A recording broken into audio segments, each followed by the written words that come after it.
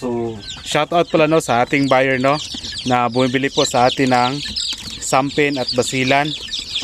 So, mga 1 week old at saka mga 2 weeks old po ito. So, shout out kay Sir Giovanni Cavanez. So, ito mga sampin. Ayan, week old at saka 2 weeks old. So, ito yung isi-ship natin ngayon. Bali 11 ito na sampin na week old at saka 2 weeks old. Nakita. Oh, yan. Then dito na side basilan. Mga 14 to no? 2 weeks old, mayroon ding mga week old. I-mix na. So isipalit natin ito ng box. Yun o, 2 box para basilan at saka sampin.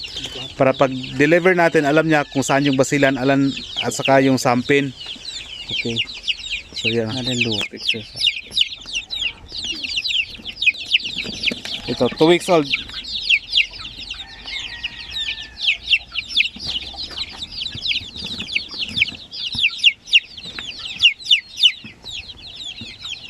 Okay.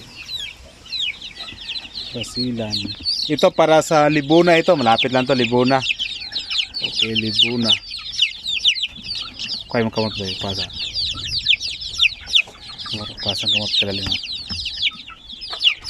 Okay, so at least sunod-sunod na pwede pala tayo makapagbenta nito ng ating sisiw na week old at saka yung isa mga 2 weeks old. May nag-inquire pa sa atin mga dissolved sampin at basilan. Pag meron na sigurong available, pwede na siguro. Pero ngayon, ito lang yung available sa atin, mga week old at saka 2 weeks old. So ready na, 2 box basilan, sampin. So meet up natin yung ating buyer ngayon, si Sir Giovanni Cavanez sa Libuna. Okay. Itip to klaro tong isa, Mar, kay basig mo gawas tong piso dito. Asa mo to siya niagi? Natipan na nimo. Hindi na dubli ha. Para sigurado kay basig makulangan pag abot niya dito. Okay. A few moments later.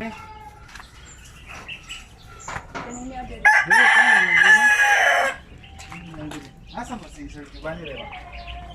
Ay, naglakaw. Naglakaw ay pare sa niya.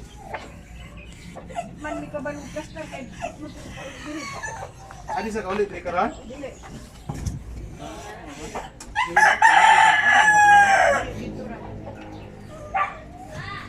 Gagma din ni Bay. Kani. Dili oh. Butangan naman ni division ni siya, ma'am. Kuha sa sili. Aman si sir. Apa tanaw ra ko sir. Boss. Naabot na ko si mong balay. Oh, naabot ko si mong balay, boss. Among pangayon ni mong piso diri, boss. Kasuroy ko sa imo dire. Sige, sige. Amo sa ni pangay mong piso, boss, para mabuhi ni. Anam di division ni ma'am. Oh.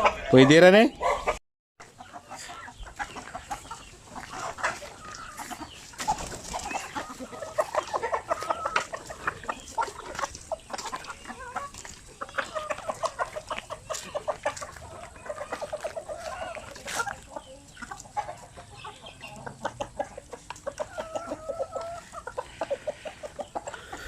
So yun nga no, may nagtatanong din sa akin kung ako ba raw mismo yung mag-deliver sa ating mga manok. Kung malapit lang dito sa amin, pwede ako lang mismo yung mag-deliver sa mga manok. Pero kung medyo malayo na, sakay lang natin ng bus para hindi kayo yung buyer, hindi magastos yung shipping nila. Okay. So ito lahat mga sampin to na mga manok natin.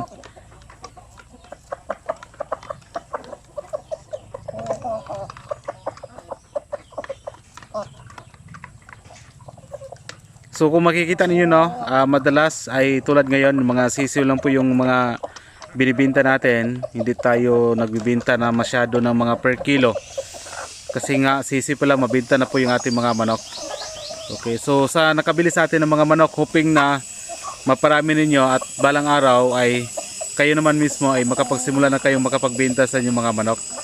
So lalo ngayon sa ating buyer, medyo marami yon yung binibili niya, mga 25. Hoping na makasurvive yung mga sisiw na yon para makapagsimula na siya sa breeding. So yun nga, akala ko si Sir Giovanni nga isa nandito lang sa Pinas na OFW pala siya, yung nag-receive lang yung kanyang mama ng mga sisiw. Okay, so by the next day, meron naman tayong merong gustong bumili pa sa atin ng mga sisiw. So abangan nyo na lang yung pagbenta din natin kasi ang dami pa mga order sa atin. May mga thesis pa na hundreds yung kanilang gustong bilhin. Okay, malapit na nila kunin yung mga sisiw nila. Tapos malapit na rin mag-hatch yung nasa incubator po natin. Okay, so yun lang yun po yung advantage sa ating mga native dahil mahirapan tayo magparami. Although marami na yung mga inahin natin sampin, basilan, pero masusort pa rin tayo sa pag-supply kasi sa taas po ng demand ng mga native chicken. Yung iba, tinanggihan natin yung iba, pero alam nyo, masabi ko talagang sayang dahil nga yung iba na problema sa mga buyer kung sino yung bibili sa kanilang mga sisiw, sino yung bibili sa kanilang mga manok. Pero sa atin, ang daming nag-inquire, sobrang interesadong bumili sa atin ng mga manok. Yung manok lang natin yung kulang. Okay.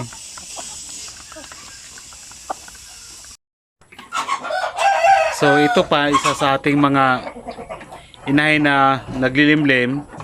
So yun nga, no, kung kailan yung maraming order, tsaka pa daming maglilimlim na mga inahin na mga manok. Pero sige lang, yan talaga. But after 1 week ay pwede na natin silang sampay itong mga native na mga basila natin para yun nga, para makapangitlog na sila at maka-start na tayo sa pag-load sa ating incubator. Okay. Siguro mga ilang araw na lang siguro ang kulang, pwede na natin silang i-breed sa ibang mga manok.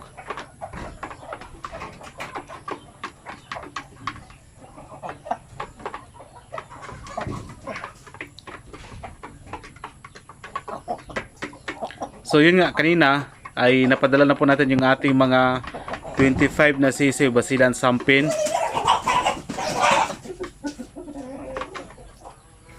Kaso akala ko nandito lang si Sir Giovanni.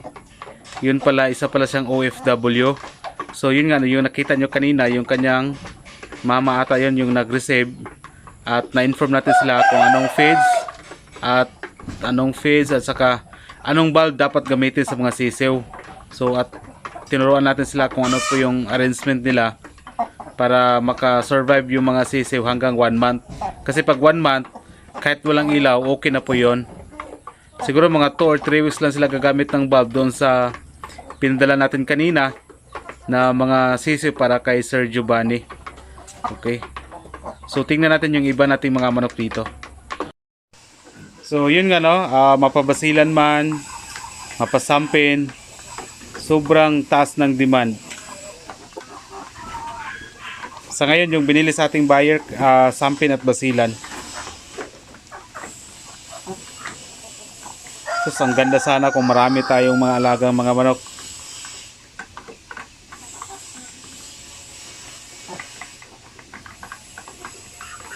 So alam nyo, isa sa pinaka magandang gawin kung meron kayong benta sa inyong mga sisiw or ano man sa inyong mga manok, huwag ubusin lahat ng inyong pera dahil hindi naman talaga araw-araw pista sa ating manukan.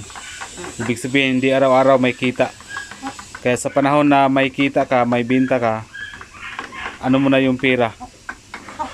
Limitahan yung mga gastusin na hindi naman talaga kailangan. Para just in time na walang benta or ano man, meron kayong magagamit. Kasi ang manok, araw-araw may gastos talaga sa manok. Tulad ganyan, yung kinakain nila, feeds. O, di ba, magastos na rin yan. Kaya, ano tayo dapat? Ingatan natin yung mga pinaghirapan natin na pera. Kasi ang hirap ng kumita ng pera ngayon. Para din kung meron tayong gustong i-improve sa ating manukan, ay meron tayong pera na pwede natin magagamit. Kaya yun yung madalas na ginagawa ko. But minsan sa 1 week ko dito sa pagmamanok, hindi ako na si zero dahil yun nga, na kilala na tayo na nag-alaga ng basilan at sampin. kung saan ito yung mga manok na mataas talaga yung mga demand nila.